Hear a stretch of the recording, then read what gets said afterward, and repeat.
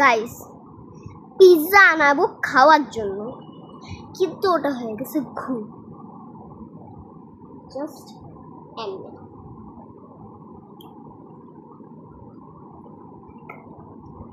Pizza সব cheese এইখানে guys, এটা কি পিৎজা? পিৎজা সব চিজ এখানে। আমি কি পুরো ফ্রাইড এন্ড মোজা দোয়া করবেন গাইস, যাতে আমি এর পরে ফ্রাইডেতে এগেন পাই। যেটা আমার বাবা ছাড়া তো কেউ খাওয়াবে না। কিটা দি করতাম